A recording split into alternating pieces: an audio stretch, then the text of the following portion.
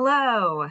Welcome to our first session of our new series, Seasons of Responsibility. We are delighted to have you.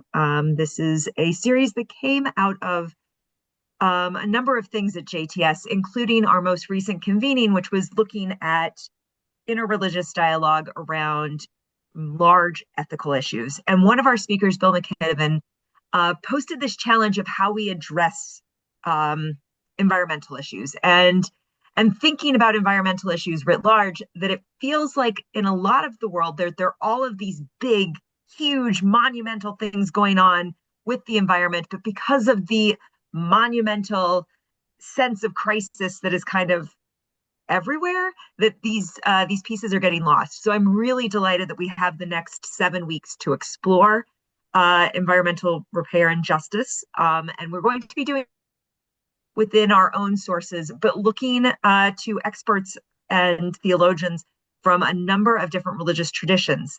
On top of that, we're kind of framing this, we're in a season of renewal and rebirth. It's hard to believe that right now, as it is, 20 degrees in most of North America at this moment, but we're in this season of rebirth, and today is Tu Bishvat. It's the new year for the trees. And while they're not budding here yet, soon we will get into that cycle of spring, and even sooner. And I know this is a challenge for many to consider. It will be Passover before you even know it. And we wanted to think in this 8 weeks, what are the ways in which renewal and regeneration and, transformation is playing a part in our own thinking about environmental justice, and how can that help us relate to interreligious partners, and what do we need to be working with in terms of working in coalitions? How do we need to be talking across divides and difference in this particular issue? So I'm delighted you could join us. This week we're going to actually start out with two people from our own tradition, from the Jewish tradition, because we felt like we needed to ground our discussions.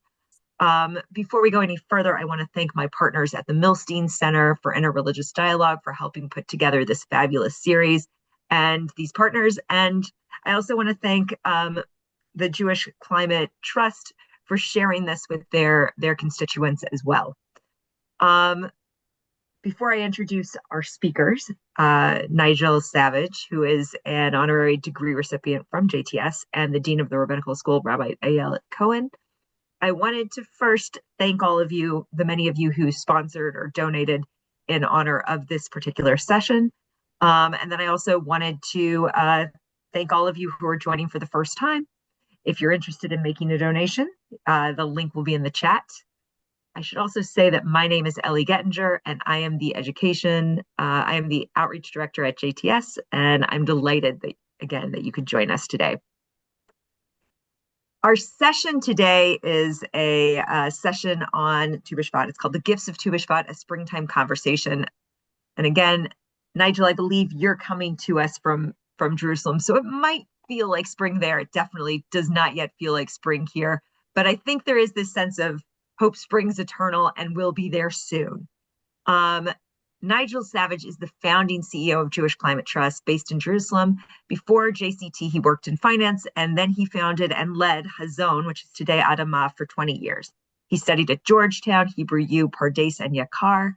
And as I said, he is a proud honorary degree recipient from JTS.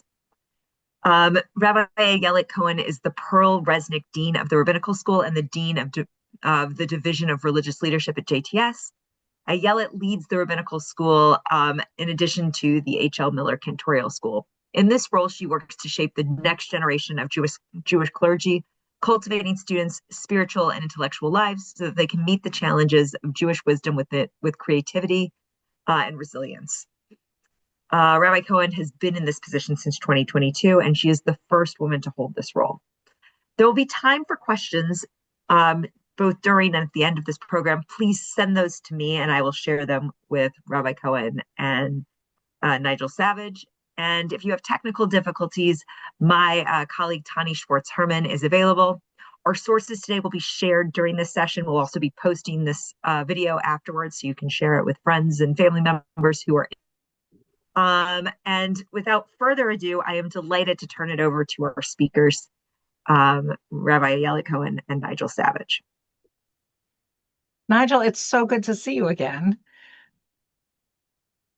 Right now, we're speaking from far away on Zoom, although I'm headed to Israel actually Motzei Shabbat, so we'll be a little bit closer in real time, which will be nice. Um, So, Nigel, the first time I remember learning from you is way back in 1996 or 97. I was a Dorot Fellow in Israel for the year after graduating from college. It was actually the year that I was applying to Rabbinical School, and you led a Shabbaton for us, for our group. And it was an opportunity to really dig deeply into themes of environmental justice and looking at the spiritual aspect of our natural world. And so I kind of love the symmetry of being reunited today on Tu Bishvat. It is super great to be here. I want to say thank you to you and Ellie and Tani and everybody at JTS and everybody who's joining us right now. It's a great honor for me and a great pleasure. And I remember that I had met you in that period, but I will tell you that at the gym yesterday in a Pilates class, and I never go to Pilates, I bumped into Sarah Goldhaber, who I think must have been round about that period. I don't know if you were friends with her. She may have even been a Dorotnik at that time. So it was kind of funny. We had this like da-da-da-da, and suddenly it was back to 96 and 7. I think she's living here briefly for the first time since then. So yeah, I'm super happy to be here, and this is fun and interesting, and thank you. So, how did you first get involved in this work, looking back to then or before then? Yes, it's a great question, and not least because I have to be one of the least likely people to have ended up doing some of the things that I did. Um, Strangely enough, we did a little Tu Bishvat Seder today with some people, and almost randomly, I wanted to take on the theme of connections. I think Tu B'Shvat is partly about connectedness in lots of different ways. And I was actually thinking about how unlikely it was. I grew up in Jewish North Manchester, which is to say, I had no relationship to planet Earth until a considerably later stage in my life. I was actually on kibbutz when I was 15 years old. This is going to sound ludicrous, but I actually think it's true.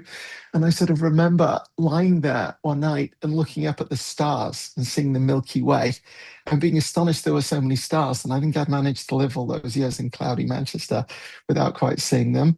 But what happened was that I went to Pardes, and some people have a really deep experience of Torah, and I loved being at Pardes, but I was from quite a strong Jewish background.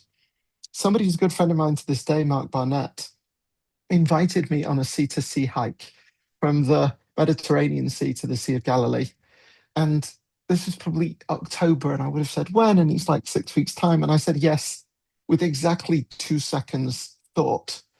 And only 2 or 3 days before, realized that I'd never done a multi day hike. It was 5 guys. I was the oldest guy.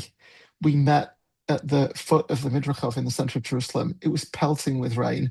I had totally inappropriate footwear. I had a pack on my back that seemed to weigh about 1,000 pounds. And I was totally, it sounds funny, but I was really scared. I was like, Nige, what are you doing? Like, is it too late to bow out?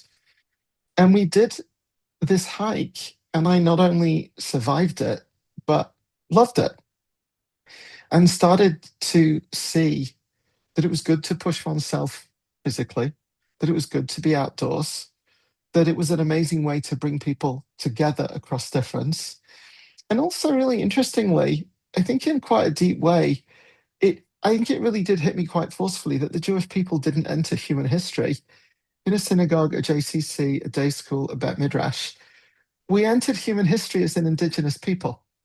In general, it's not how we think of ourselves if we grew up in Manchester or Manhattan or Melbourne. Um, but we really did enter human history as an indigenous people. And the Torah is a record of that. Life, lifestyle, food, climate, a whole series of things. And We've traveled through all these countries, all these centuries, all these languages. It's the same Torah in the most liberal Reform shul, in the most extreme ultra-Orthodox shul. And so it was, in a sense, both that hike and that sort of realization that led me to be a more than somewhat unlikely person to have, and then one thing leads to another. But that was the start of it for me. It sounds like for you, your environmental awakening is very connected to Eretz Israel and to experiences of connecting to nature there.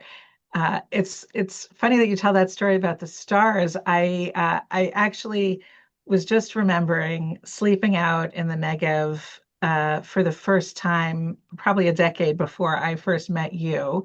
And it was when I realized I needed glasses because everybody was remarking about the stars. There's so many stars. It's so amazing. Look at the stars.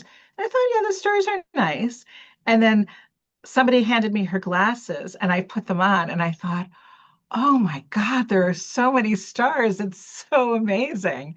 And it really was an eye-opening of what is available when we find the tools we need to help us see, when we go out into nature away from all of the distractions and the noise and the light of the city to really discover the wonders of that desert sky. And I just want to note what you just said in context of Jewish tradition and even JTS. Because you literally said amazed, right? And you talk about like being amazed by seeing, right? And Heschel was teaching, not far from you, whatever it would have been, 70 or 80 years ago. I can't do the arithmetic. Yeah, probably, maybe a bit more or less, right? Part of what you're describing there and what I experienced was the physical sense of radical amazement. This physical world around us that has been there for every second that we've been alive, but we don't always think about it as such. And something in that moment, lying down outdoors, a sunset, the stars, whatever, it can give us a sense of radical amazement. And part of what Heschel was teaching, and I don't think this comes from Heschel, I think it comes from the tradition itself, that many of us, just in relationship to brachot, for example, to blessings, somehow presume that, like, well, if you're Orthodox, you say the correct bracha, and if you're a bit less observant, maybe you say Kiddush on Friday night or Motzi, and if I'm secular, I don't say brachot. We've put them immediately already in religious categories, in narrowly religious categories. But I think that properly understood, brachot in particular, but so many pieces of the tradition are about, again, using words that you just said, like opening our eyes and seeing things, being aware of them, pausing for a millisecond and having a sense of gratitude.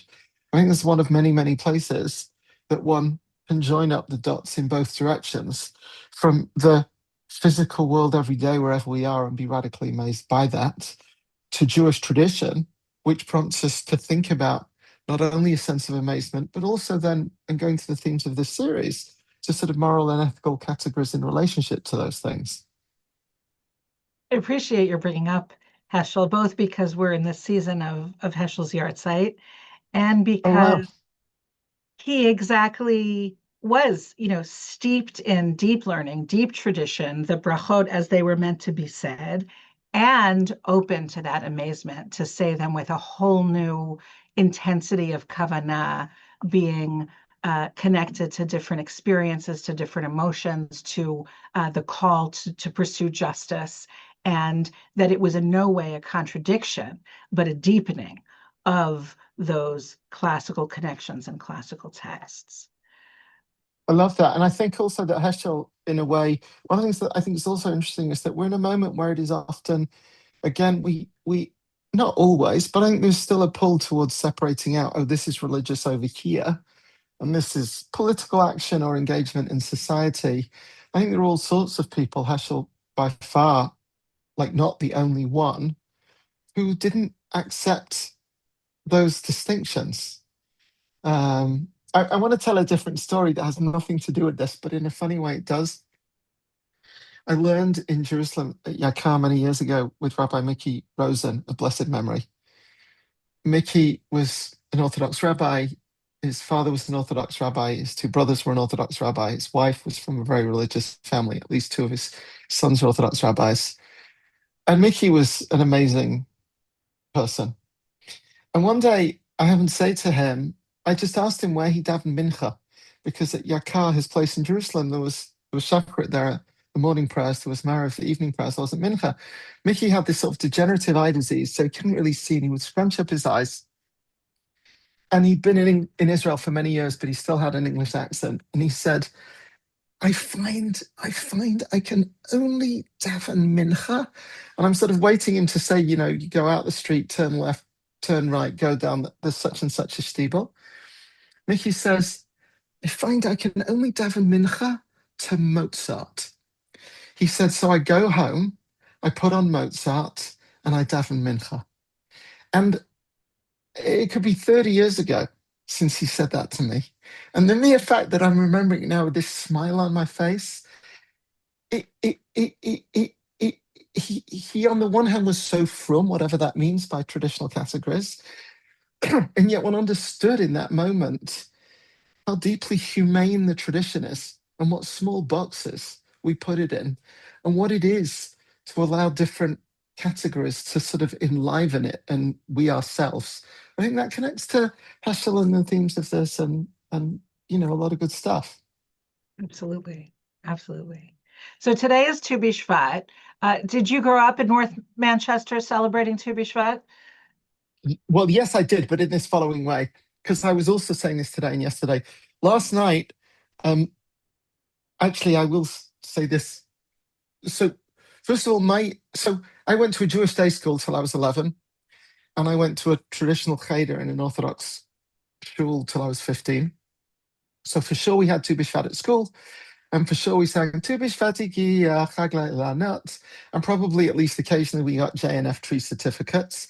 So I was certainly familiar with it. But my first Tu Bishvat Seder was in London, remarkably 40 years ago today, with Bonner and Shmuel Haberman Browns. Bonner was a feminist theologian who I that day was meeting for the first time. She in due course became a close friend and teacher, and she died at a too young age, I think 10 years ago. They did this little Tu Bishvat Seder in this attic. She was doing a PhD in London in a little house in Hampstead. I had no idea what was going on. I had no idea what was going on. They printed out this Tu Bishvat Seder in English and Hebrew and Rashi script. I didn't understand half of it. And yet, clearly had such an impact on me that I have hosted or celebrated Tu Bishvat every single year since then. And what is interesting, and going back to your question about when I was a kid, last night I went to a Tu Bishvat Seder that was led by Adichai Haberman Browns, who is Bonner and Shmuel's youngest son. He wasn't alive 40 years ago. He founded a community in Jerusalem called Kula Liba. They did this Seder at Field Beit, which for people who know it is on the Tayelet, sort of on the border in a sense between Jewish West Jerusalem and Palestinian Jerusalem. Quite a big room that was full, a lot of people there. And this extraordinary Tu Bishvat Seder with very, very, very, very, very strong music. Hardly any spoken words in the whole thing. Went on for probably at least 3 hours. And you had in that room, literally, you had teenagers and 70-somethings. There were people there who were clearly, you know, women with their hair covered who were Orthodox and guys with payas. More than half the guys had uncovered heads. Like it was a very wide range of people.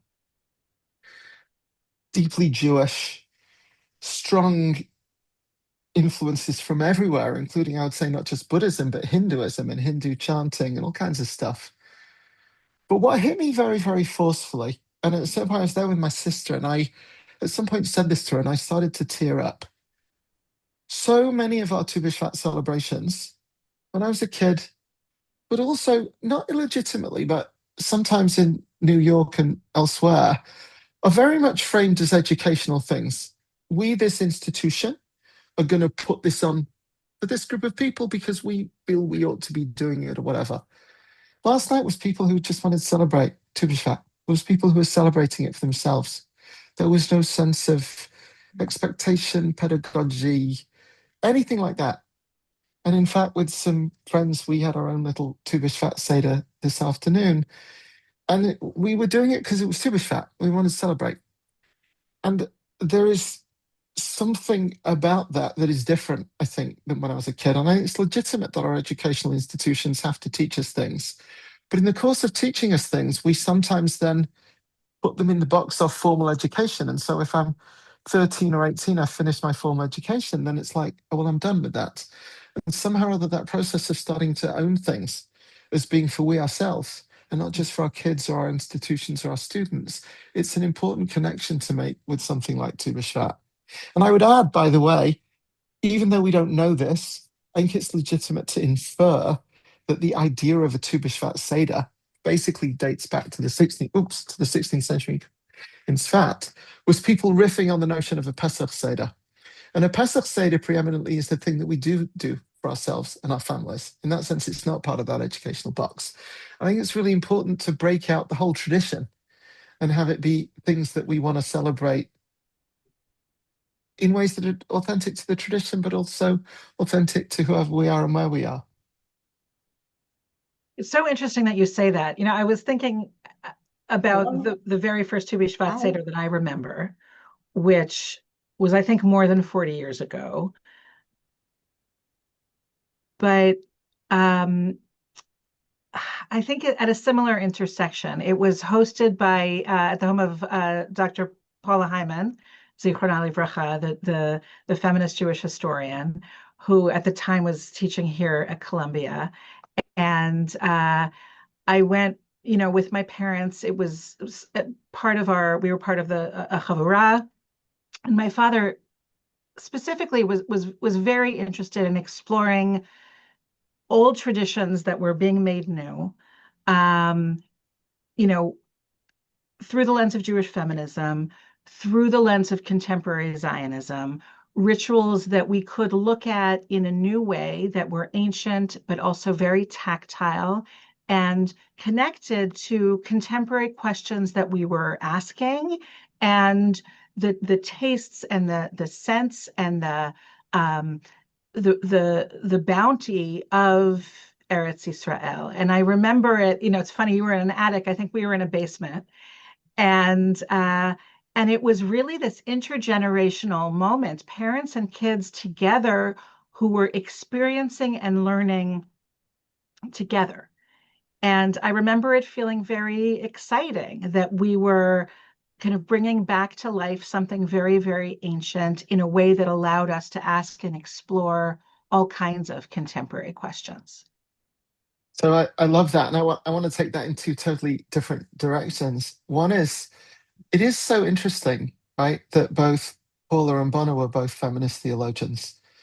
I was very interested. I went to Georgetown for my junior year abroad, and that was my introduction to the American Jewish community. And that year I read Susanna Heschel's On Being a Jewish Feminist. I mean, I do consider myself a feminist, but the power of that book for me was that I'd grown up in an Orthodox community. I'd rejected it when I was 15 because I, quote unquote, didn't believe it. And what that book was doing in a series of different essays was just coming sideways at things. It was just offering different questions, fresh perspectives. It wasn't yes or no. It wasn't 100 or 0. It was actually much more nuanced and rich. And I think that it is a place where sort of thoughtful Jewish women leaders have often, when I say played with, I mean that in a rich, thoughtful, serious way. I don't mean it in a little way, but have sort of played with the tradition, right, outside of some of the sort of formal boundaries of this is how we do it, this is how we don't do it. And I think that that's been very generative. I think it's really I think it's one of the lessons of Tu Bishvat this period, but again, maybe this series of allowing ourselves the ability to breathe into the tradition. So that's one place I want to go. And the second thing is I want to go back to what you said earlier on about relationship to the land of Israel. Tu Bishvat not only so deeply connects to the land of Israel and the history of the Jewish people with the land of Israel, I want to make a couple of factual points about that, and then step back and make a slightly different point. So first of all, just in the history of Tu Bishvat, where does Tu Bishvat come from? First of all, it's basically in the Mishnah. We were an agrarian people. We were taking tithes to the temple. So there was a tax here. When did it begin and when did it end? And Tu Bishvat was the answer to that. And that really happened 20 centuries ago, right? The temple was really there, the Yom Kippur liturgy. I'm sitting here in Jerusalem. It was a 30-minute walk from where I am now, literally. Then the temple gets destroyed and we get dispersed, and the Jewish people should have gone out of history, and Tu Bishvat should have gone out of history. But we became the people of the book, and the rabbis transformed it. And so instead of doing it, we commemorated it, many things. And so Tu Bishvat remains part of the history of the Jewish people that we learned in the Mishnah for a dozen centuries. And then the Jews get expelled from Spain, and some of them ended up in the land of Israel, and some of them ended up in Sfat. And every time we've connected or reconnected to this land, it's had a kind of profound impact on us. And it's the Kabbalists of Sfat who started to engage physically with the land in new ways. So anybody who's ever sung Lecha Dodi on Friday night, those are the people who created it and celebrated it. And we're fairly sure that that's where the first Tu Bishvat Seder came from. And we often think that creativity, liturgical creativity or Jewish renewal and stuff is in our generation. But even though we don't know who, some people must have sat around one day and said, let's not just learn about Tu Bishvat in the Mishnah, let's do something. What should we do? And somebody else could have said, well, you know what? It's the full moon of Shvat. In 2 months' time, it's the full moon of Pesach. On Pesach, we have a Seder. Let's do a Seder. And somebody else is like, oh, we have 4 cups of wine on Pesach. Let's have 4 cups of wine on Tu Bishvat. Oh, we have a Haggadah on Pesach, right? They're riffing on it. Then in the 19th century, you have the Chalutzim and the socialist pioneers, and that's where JNF blue boxes come from, planting trees. Turns out, parentheses, it was probably the wrong trees, but it doesn't matter, right? And then again in our era, a sort of fourth era and contemporary environmentally themed Tu Bishvat Seders and reconnecting to the whole planet, in fact, into the land of Israel. I want to make 2 points about this. First of all, I just think it is so fascinating that we are grounded in this place, in the land of Israel, the people of Israel, the Torah of Israel, nowadays the state of Israel.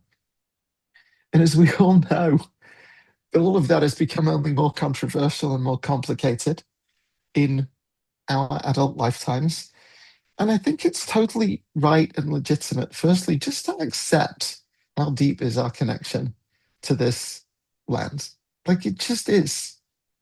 And then I also want to say, so our little Tu Bishvat Seder today, every person here, somebody that I care about deeply and am close to, included at least 3 people who have kids currently serving in the army, in the Israeli army, who are concerned about their kids and thinking about them and have been thinking just about their own kids' safety in the recent period of time. And one friend who had been today with Rabbis for Human Rights to a Palestinian village in the West Bank that has been attacked by Jewish settlers, where the army ended up closing it off, and they had wanted to go and plant olive trees and couldn't because of the Israeli army. And he had asked different people to bring different fruits, and he's brought things that this Palestinian had given to him for our Tu Bishvat Seder today. Forgive me for taking the time I've taken on this, but the meta point that I want to make is that I believe that we can and should claim all of this. I don't think it makes any sense whatsoever to try and contort the tradition to pretend that we're not deeply connected to the land of Israel. We are, and we always have been. We face towards it. And that the act of doing that itself involves engaging the complexity of it. That celebrating Tu Bishvat as Jews all over the world, however we do it, and celebrating connection to the land of Israel and even the state of Israel doesn't in any way preclude holding breadth and complexity in the reality of this moment. I think that's so important to say. to be able to acknowledge the depth of that connection, the meaning of the produce of the land, and also that it's also other people's produce, and how to share it. You talked about the parallels in the Tu Bishvat Seder with the Pesach Seder and the recurring number 4, and of course one of the symbols of the Tu Bishvat Seder. And I like that you did 4 periods of history. So, kind of the original time, the recording in Masechet Rosh Hashanah, the resurgence in Sfat after the expulsion, and then the contemporary reanimation of Tu Bishvat. And of course, we have the 4 kinds of fruits that are part of a Tu Bishvat Seder: the fruit where we can eat all of it, the fruit that has a hard shell or an inedible shell where we can eat the inside, the fruit where we can eat the outside but has a shell that we can't eat, and then the fruit that is hard everywhere, which has so many metaphors to wholeness and brokenness, which also ties to what you were just saying. Also the connection that we have with the 4 species of Sukkot, to bring in another moment of the calendar life cycle, and all of the midrashim on what those 4 species represent, what they have, what they lack, and that the marking of these moments, and the marking of these moments in a way that's deeply connected to the land, is about noticing both the bounty and the places that are inaccessible, the places where we can consume all of it, and the places where we have to acknowledge what's not for us. And those are deeply, deeply complex ideas that are so intrinsic to our tradition and to our religion and to our connection with the land. Yeah, and I want to add, I didn't even mean to pull us into politics. We don't have to stay there. I'm happy to head off in other directions. But I want to add that as you were speaking, I was remembering also 2 things. One is at this Tu Bishvat Seder last night, I bumped into somebody who just moved to Tekoa. So Tekoa is just an interesting community that was founded by the late Rav Froman. And Rav Froman is just not an easy person to categorize, because he was ultra-Orthodox, whatever that means, and had, I think, a dozen kids, and was very, very frum in very traditional ways, and was very deeply connected to the land of Israel and the Jewish connection to the land of Israel. And it was because of that that he believed deeply and especially in connection to Palestinian Muslims, and especially religious Palestinian Muslims, because his view was we share a deep connection to this land. That is a source of connection. There was another organization called Sharashim that was partly inspired by him or by them, and it has an Arabic name, which I don't know, but it was, I don't even know if it still exists or who runs it, but it was a fellow called Shaul Yudelman, who was again a Jewish religious guy, and Abu Ali Awad, who was from Palestine, and they had the same thing. And I think that we sometimes get scared of this notion of connection to land, that it somehow in this moment necessarily is somehow bad or dangerous. And I think it can be bad and dangerous. And we've seen instances all over the world of a certain kind of nationalism that's deeply, deeply dangerous. And yet, as I've gotten older, am more and more persuaded, again, now just thinking about global environmental issues and stuff, you can't think about big global macro things without also loving a little piece of planet Earth. It could just be a corner of Central Park, but I think we have to be grounded in place, because the world is too big at one level to really connect with. And Jewish tradition is about that.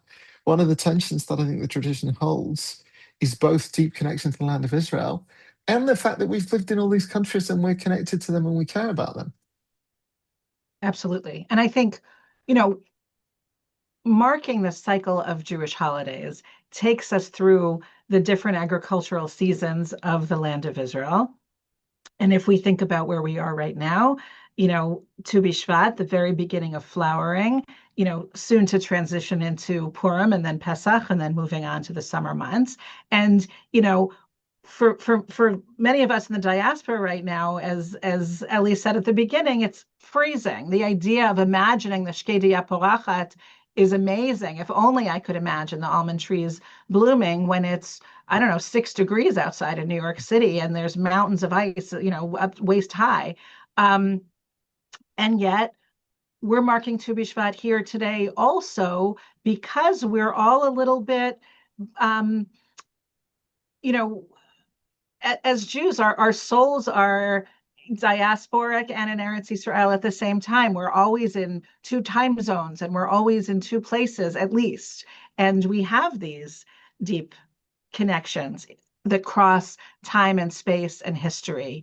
And we're aware of where we find ourselves in the cycle of the year and aware of what's happening in the natural world. It's freezing right now. And it's February in New York. It should be freezing right now. And if it wasn't cold, we would be worried. And if it's this cold, we're worried. And we live in a time where actually having seasons at their appointed time in this part of the world where I'm sitting right now is not something to be taken for granted. And we don't know if we're going to have that for so long. Go ahead. So first of all, I love that. I was suddenly reminded of something that I literally had completely forgotten. I don't know if this is when you were at the JCC. I'm pretty sure Rabbi Joe Levitt would remember this. Hazon was doing a Tu Bishvat Seder at the JCC in Manhattan, Upper West Side. It was, whatever it was, late January, February. There was snow on the ground. I had this brilliant idea. We were talking about the four worlds. There is this is kind of like a teenage boy thing. There is a particular kind of like hard Italian amaretto cookie that has these little papers. And if you twizzle them up and light a flame on it, they will like fly into the air. And we were doing Stuart Seder. We were on the top floor. We had whatever it was, 100 people there in the room. We'd had this beautiful Seder with different themes and music and people on the floor and so on. And this was like the fourth world. We'd set it up simultaneously and go off. They set off the fire alarm. They all went up. They set off the fire alarm. The fire alarm is going at like incredible volume. Nobody knew how to switch it off. The fire brigade had to come. So anyway, I was suddenly remembering that. I apologize in retrospect for whatever we did for the JCC stuff. Sometimes the fire code collides with the four worlds. But so that's the other thing. That's what reminded me of it. I'm pretty sure, because I used to do this quite often in the States, certainly at Little Tu Bishvat Seder, as I did myself, that we would often choose to have on the table both fruits that are native to the land of Israel and things that have grown like where we were. Like I think we had sweet potato chips, right? Because you're in, the Northeast in winter. We today had an Israeli wine and we had an English champagne, right? Because of climate change, it's now warmer in England, so there is actually English champagne.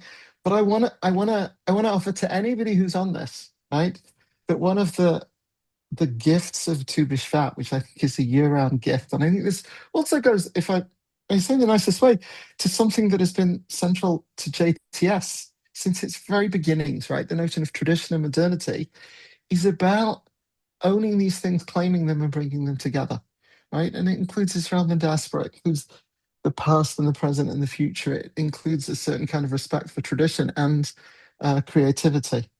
And I also want to put a pin in what you said about the Tu Bishvat and Purim and Pesach. Before we end, give me 3 minutes at the end to say a word about the Chagim as a last word, if I may. Absolutely.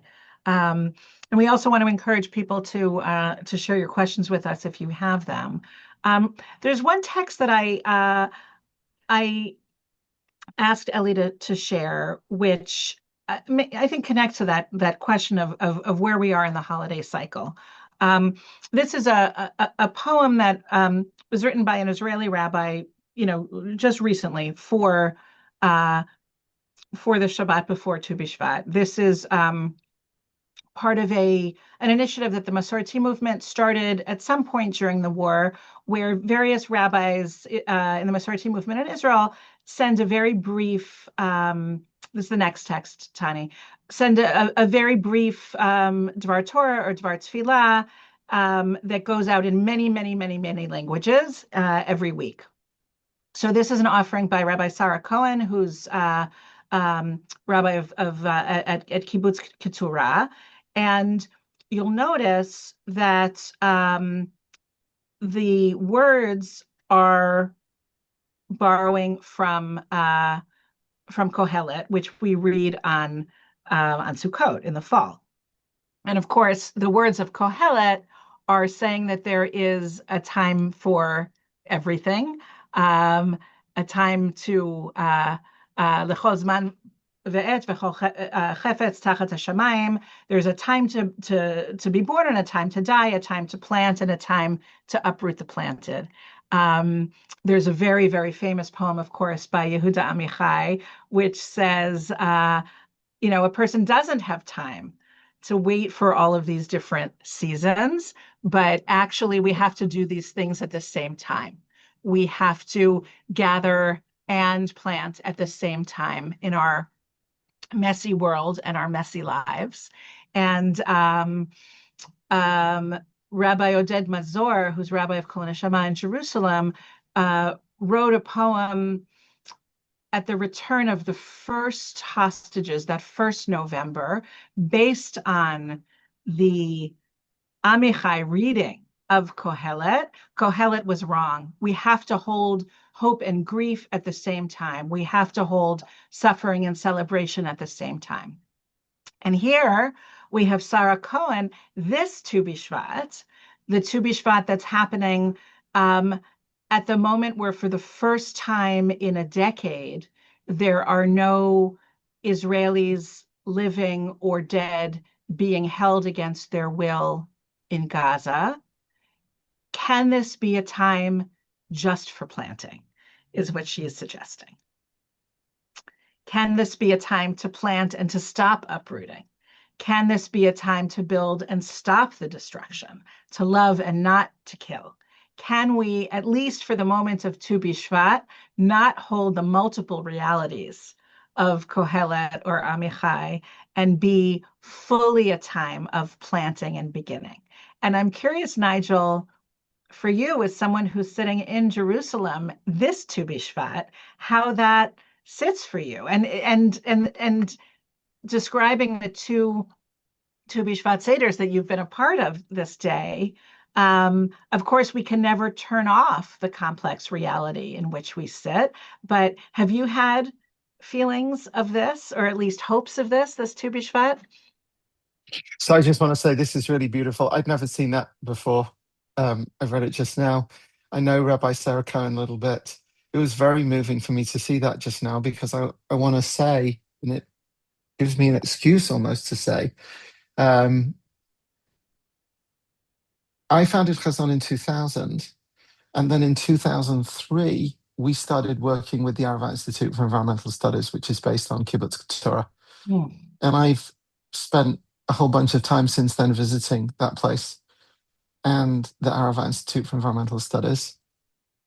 And I'm now running a newish nonprofit called Jewish Climate Trust, whose mission is to improve the performance of Israel and the Jewish people on the climate crisis, which is a pretty huge, arguably overwhelming mission. And necessarily, we have had to ask ourselves in the last 12 or 18 months, what does that mean? In what ways can we make a difference? And one of the things, not only, but one of the things that we felt really clearly is, given everything that has happened in the last 2 years, we wanted to know, are there ways that climate as an issue, as big and complex, as difficult as it is actually helping to strengthen relationships between Israelis and Palestinians and not make things worse? Lo and behold, at the Arava Institute for Environmental Studies on Kibbutz Torah, they have had since 2014 a thing called the Center for Applied Environmental Diplomacy. And alumni of their Masters in Environmental Leadership, Israeli Jews, Israeli Palestinians, Jordanians, and Americans, have fanned out across the region. They're in governments, they're in NGOs, they're in universities. And despite everything, they're working on real cross-border environmental and climate projects. And even more remarkably, the relationships between the Israelis and the Palestinians in Gaza have survived in the last 2 years. So it's an extraordinary project and an extraordinary organization. And meantime, this being 2025, the biggest funder for the Center for Applied Environmental Diplomacy was USAID, which under this government has been severely cut. And they were really facing, having to shrink very radically or possibly even close. And at Jewish Climate Trust, we work with them and our own stakeholders and some other people. And we basically committed quite a lot of our own money and committed to try and raise more to underpin the Centre for Applied Environmental Diplomacy and its work over the next 3 years, 2026, 7, 8. I want to say that there is a straight line from that to the poem that you just showed. That here is Keturah, a kibbutz that was founded in 1974 by mostly Americans, who were mostly alumni of the Young Judea year course, who were not necessarily religious, who certainly were not Orthodox, but who'd grown up in traditional families, who'd grown up with the holidays, and were essentially saying, how do I make this manifest? And so it was the most profound Zionism, right? It's crazy that in our lifetime, like moving to the Negev in the 1970s, right? No internet, no air conditioning, blisteringly hot. Like they really were pioneers. It was not easy. And in the course of building that kibbutz and that institution and building on the tradition and riffing on it, they have seen that a piece of contemporary Zionism, a piece of contemporary life, is about not just building the state of Israel and defending it when it is either physically attacked or unfairly attacked, also involves riffing on Kohelet in that way, in this moment, and saying, how can we bring the pieces together? I think it's very, very, very beautiful and very inspiring. Thank you. It's Ellie, do you have a question for us? I think there's, the senses you guys are getting into all of these different ways in which Tu Bishvat has been observed and this history. I think one of the things that I did not entirely anticipate is this diaspora Israel connection and just how meaningful that is, but also because it's such a rooted, physically rooted holiday, what are the ways? I think what I'm trying to get at is when we're observing in the diaspora, aside from saying, okay, here's food we eat in the diaspora, what are the ways in which it's also connecting to our own sense of land and renewal? And what are the ways in which it's connected to Israel? How do we balance those two pieces other than just saying, yep, we're here for land everywhere, for trees everywhere? I think it's a little bit connected to your initial question when you were doing the introduction at first, Ellie, which I see in our students also, which is how do you stay focused on environmental justice and kind of the eternal question of how do we keep our planet safe when there's so much crisis happening in our midst all the time? And I'm very moved by how many of our rabbinical students really are able to center climate justice and climate work in their commitments, even though they're so busy as students, having part-time jobs, all of these kinds of things. So many of our students do volunteer work with organizations like Dayenu, think about things through a climate lens, are really aware of the fact that we need to have a world in which to do all of the things that we want to do. Nigel, it sounds to me connected to what you were just describing at Keturah, to make sure that environmental work is not separate from, but deeply connected to the work that we need to do in the world. 1,000%. And it lets me also say one of the other things that's been fun for us at Jewish Climate Trust, we're now working very, very closely with Adamah in North America, and in particular supporting the Jewish Climate Leadership Coalition, which I'm fairly sure JTS is part of, but don't quote me on that. But I would certainly say to anybody who is on this call, not to anybody who is on this call, to everybody who is on this call, there are now more than 400 institutions in Adamah's Jewish Climate Leadership Network, which is Jewish institutions who are working with Adamah and saying, okay, let's put on a green roof, let's connect environmental advocacy, let's ground it in our educational work, let's create a revolving loan fund to do this stuff. And if anybody in any way is inspired by this conversation and wants to say, oh, well, Tu Bishvat's going out, what am I going to do? Right? If you are involved in any Jewish institution, feel free to find out if your shul or whatever it is involved in this. If they are, put your hand up and offer to help. Everybody will be thrilled. And if not, you can make that connection. I can only see 3 or 4 names on my screen, but I wanted to give a little shout out. I think briefly, she may even not be on. I saw on this before Rabbi Paula McDrill, who is both a dear friend and teacher, right? And she, I think, can speak to this, and I'm sure probably there are other people on the call and stuff. So that's one thing. And the second thing, but again, I want to perhaps come back just before the end. I also don't think that we should put Tu Bishvat into the box of environment narrowly construed. On the one hand, it is an environmental holiday. It is the Jewish Earth Day. It lends itself to this. It's not forcing it, it's there. And I think we should allow the wholeness of the tradition and not flatten things into sort of just this or just that. And I think Tu Bishvat has those things, but in a sense, not only. I think that's so important. I think that's so important because there's so many dimensions. I just want to say, I don't know if I answered your comment. Yeah, go on. You did, yeah. No, and I just want to say in terms of the Jewish, the Adamah Climate Fund that received a $10,000 grant from this to do some LED updates in our institution. I'm going to post the link to that in the chat, but clearly there is a lot going on there, links to the actual organizational pieces. They're not, but I'll post links to the organizational piece as well. So you are someone who is deeply involved, and I want to make sure that there's time in your conversation. I know we wanted to talk about the resonance, the personal resonance for the day in addition. So I want to make sure we get to that, and I want to make sure we get to Hagim.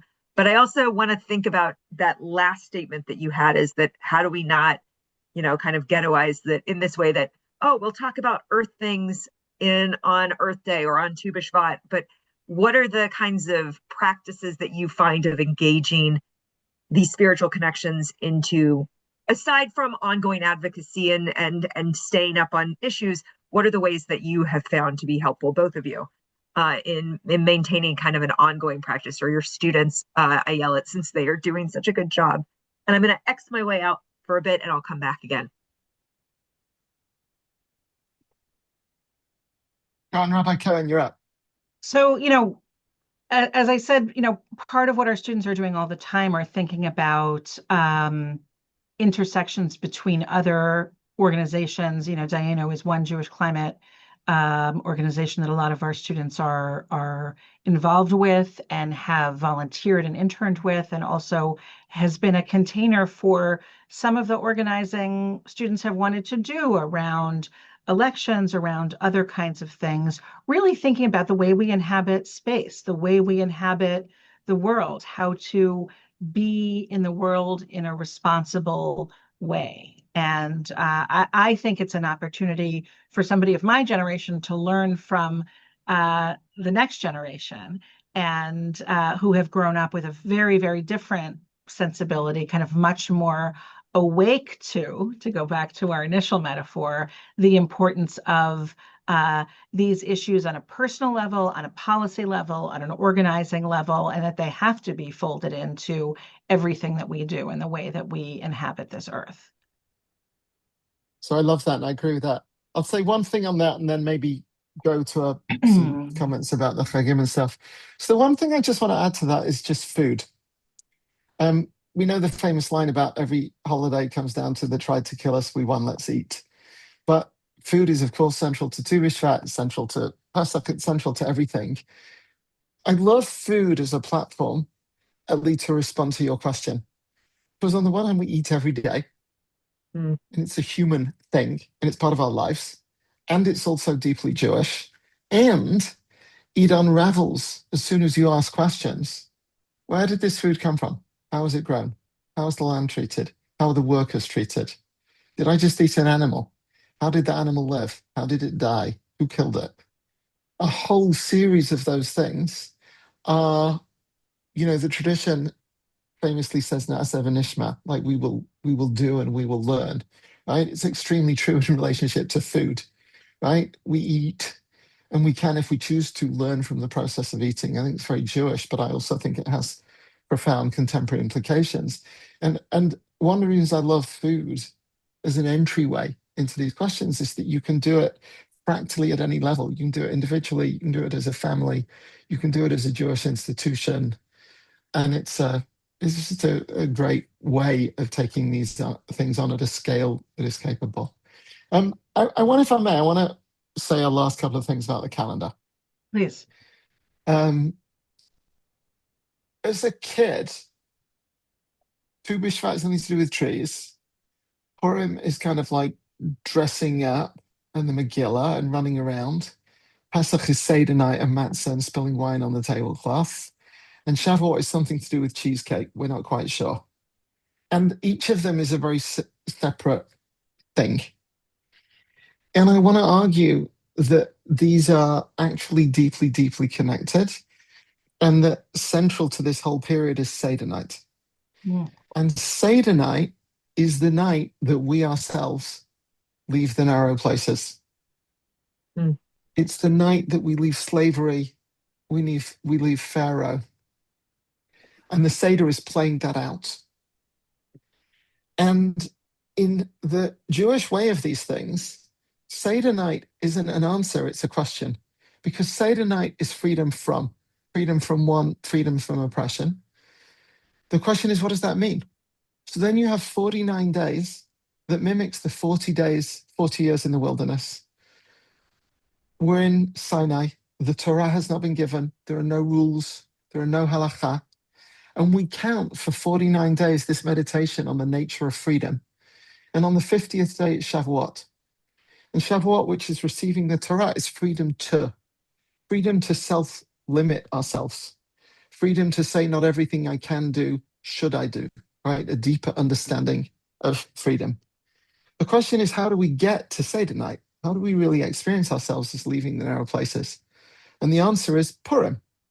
Purim is the starting bell, because Purim is the day when we get drunk and we dress up. And we do that, I think, to question our identities. What are the masks that we wear? Who am I really? If I want to go on a journey towards freedom, I have to loosen my own sense of certitude and self. And we get drunk on Purim and we put on masks in order to say, who am I really? What does it mean? What is essential? So that the day after Purim, we start to get rid of chametz. We start to get rid of superfluity. And not just the literal breadcrumbs in our kitchen, but what is the stuff that we don't need that stops us from being free? What is the gunk in our refrigerators or our closets? What is the gunk on our phones? What is the clutter in our homes? What are all the things that we have that we don't need, that we think are somehow or other so central to our identity that we're glued to them? And we have 4 weeks to get rid of literal chametz, literal breadcrumbs, but much more deeply, metaphorically, to say, what are the things that are stopping me from being free so that I can really celebrate on the night of Seder, so that I really can leave the narrow places. And all of this comes back to Tu Bishvat, because Tu Bishvat is the start of this whole cycle. It is the full moon of Shvat. A month later, Purim is basically the full moon of Adar. Shushan Purim is itself. A month later, it is the full moon of Nisan, it's Pesach, and then 7 weeks later, it's Shavuot. And so, those Shkedim Parachat, the Tu Bishvat Seder, however we're doing it, like right now, this is the tradition coming to say, this whole spring season is now beginning. Start to think about Purim. Start to think about where you're going to be on Purim and how are you going to celebrate. Put in your calendar that the day after Purim, not 2 days before Pesach, is time to start to get rid of your chametz, and not just in the kitchen, right? What are the things that you need to switch off or get rid of in order to fully celebrate Seder night? And Seder night, then, if we did that work, wow, we now really have a 7-day journey and all of these things about Sfirat HaOmer, counting the Omer, in order then to really, really, really receive the Torah and Shavuot. And I'd even say it goes back to that beautiful poem from Sarah Cohen, because that's also what Kahalat is, because of course Pesach, Shavuot, and Sukkot connect in that way. So I wanna say not just that we should celebrate like today, this moment, Tu Bishvat in its specificity and its relationship to land and Israel and the diaspora and all of that kind of stuff, but also Tu Bishvat in time as the start of this just remarkable period in Jewish life. Beautiful. Thank you so much. Thank you. Can I add one thing there? I think in this way that we think about a new year, a new year for the trees. This is a new year. And for us, I think of that as being very literal. The trees are budding. But in this particular instance, you've just set this up as this is almost in that way that we think about Rosh Hashanah, where you're turning a page and you're thinking, or the secular new year, where what are our resolutions? How are we changing things for this year? This is really providing that sense of a new year cycle to say, okay, well, we're going to reset ourselves for the next almost 6 months. Right. And I think how beautiful that our tradition offers us multiple entry points into that. It's not like, oh, you missed Rosh Hashanah, forget it. Now you're going to be stuck in all of your old ways until next year. But, there it is in Masechet Rosh Hashanah for us. We have 4 New Years. We have 4 opportunities to start in different ways. And we have throughout our holiday cycle all of these opportunities to think about how might we want to renew ourselves? How might we want to take this as an opportunity to explore masks and take off the masks and really think about what's getting in the way of the person we truly want to be and the work we truly want to do in the world. Well, as we're nearing our end, I kind of wanted to pose, are there places right now that you are finding compelling research, compelling calls to action, compelling, sources for a time in which we're overwhelmed by the number of things that we can do? Are there ways in which you're finding limited practice and engaging in environment, knowing that you, Nigel Savage, are doing lots of things and you're going to take on the entire Jewish entity and how we engage in environmentalism, and you, Ayelet Cohen, are training the next generation of leaders to take on environmental crisis? What are the smallish things that you feel like are, aside from food, which I think is really valuable, are there places that you're looking to for that kind of guidance? This is the first time in the whole conversation that a piece of me is just like blank. I'm not even sure, Ellie, if I'm answering exactly what you asked, but I'll say 2 or 3 totally different things.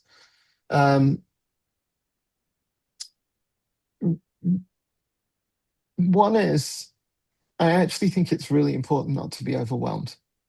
And so I actually think that sometimes less is more and not more is more. And I think to anybody on this call, I would say that thing that you do, the person who inspires you, the blog that you read, the way that you went to poetry, to Maya Angelou and that piece from Rabbi Cohen, we each respond in different ways. But the ability to say, I know that this makes sense to me, or I'm learning from this, or whatever it is, I don't think we have to like ladle things on. I constantly struggle with just keeping up. I feel like there was just too much of everything. I'm on Bill McKibben's email list, and I know Bill McKibben a little bit. I respect him very greatly, and I read him. I find that I'm reading more poetry. I am finding that poetry is just a little bit of an antidote to our phones and everything else. I've been reading Mary Oliver and different things. I think just a little bit of poetry is a good thing. For me, very bizarrely, given that people sort of know me as an environmentalist or whatever it is, I believe in urban living. I like urban living. I lived for a long time on 97th Street. I haven't owned a car since 1994, and it's not out of deep ecological principle. It's because I've lived in 2 urban villages, the Upper West Side and now the German colony in Jerusalem, and I walk around and so on. But punchline of this is I literally, as of a week ago, have a garden for the first time. I've never had actually a garden since I was like a kid, because I've lived in urban apartments. And I'm sort of intimidated and excited to have a garden. It's not a very big one. I am not a natural gardener. I know a lot of people who are gardeners and farmers. Just the notion of having like a proper compost, whatever that means, and figuring it out, I'm kind of excited by. And I feel like that's a little bit of, I don't know if it's an edge or whatever, but like a piece of it for me this year. Ayelet, what about you? That's beautiful. Um, I do find that I turn to poetry a lot. I mean, I'm very connected to liturgy, and I find that our sacred texts have so much to offer, but that there are also sacred texts in surprising places. And that sometimes, one of the things that our prayer practice does is it combines words and silence. And we need both of them, especially in a communal prayer setting. We have both silence and words, and hopefully also music. And it's that combination that makes it tefillah, that helps us, clear those cobwebs from our soul to open ourselves up to the divine and to our community. And I think I am always going through the world looking for sacred texts in expected and unexpected places. And I think that's why I also end up landing on poetry a lot, because it allows us to be surprised. It allows us to play with words and silence, and what's on the page and what's being suggested by the page. And my Angelo poem that I included today is for me part of the liturgy of this season. You mentioned that you have an important yard site today. It was my father's yard site a couple of weeks ago, and it's my father-in-law's yard site tonight and tomorrow. And this Maya Angelou poem is a poem that I fell upon a couple of years ago on my father-in-law's yard site, which is the day after Tu Bishvat, and thinking about the way that trees are both, they last for so long, and that also they fall. And these people in our lives who make up our ecosystem, who create the world in which we dwell, outlive themselves. And also, when they fall, their absences are so profound. And so that's one of the texts that accompanies me in this season. And I wanted to offer it to you and to everyone here as another sacred text for this season, which is not only good on Tu Bishvat, but is good the whole year long. So first of all, thank you for saying that. That's very beautiful, and thank you for letting me say that my father died on Tu Bishvat 8 years ago, and so I love Tu Bishvat always, and now it reminds me of my dad, Jerry Savage, Taliban, Esteva, Aram Aryeh, and so this conversation for me is a little bit in honor and in memory of him. As you were speaking just now, I remembered something I had forgotten. I was not planning to do in this conversation right now. We had not discussed it previously. I was not thinking about it. It was a different piece of my head. I'm going to share this with everybody, but this is potentially an intense way to end this conversation for all sorts of other reasons, as you'll hear, because the whole topic of AI is incredibly complicated and confusing and challenging in all sorts of ways, and especially in relationship to what it is to be human, what is unique about being human and creativity. I've been sort of interested in poetry and AI, and I think I am going to read this. This is so crazy. This is really crazy. A week or two ago, I went to Gemini and I wrote, write a thoughtful poem about Tu Bishvat in the style of Robert Frost. Oh. And this is what immediately came up. And this is kind of freaky, I'm going to say. It's titled The Hidden Pulse. The snow is deep enough to hide the wall, and yet the calendar insists on spring. or something like it deep within the bark, where pulse and purpose start their quiet ring. It seems a curious thing to name a day for trees that stand so skeletal and still, as if the sap could hear a distant word and climb against the frost by strength of will. I leaned my weight against a frozen birch to see if I could feel the coming tide. There was no sign of green upon the twig, no softening of the armor on its side. But then a neighbor's barn light caught the ice and turned the orchard into lines of glass. I thought of roots that reach beneath the dark to wait for what will surely come to pass. It takes a certain patience of the soul to toast a bloom you cannot see or smell, to find the sweetness in a shriveled fruit and know the sleeping timber wishes well. The ground is hard, the wind is leaning north, but something in the wood has turned a leaf. The year is new, though white with winter yet, and faith is just a branch beyond belief. Terrifying and wonderful. That's just so flippy because it's kind of beautiful and then also alarming. I mean, I just don't know what to do with it, but isn't that wild? Wild. That's wild. I find myself hoping that it's stolen from other poems that humans wrote. The computer intelligence is sometimes overwhelming for me.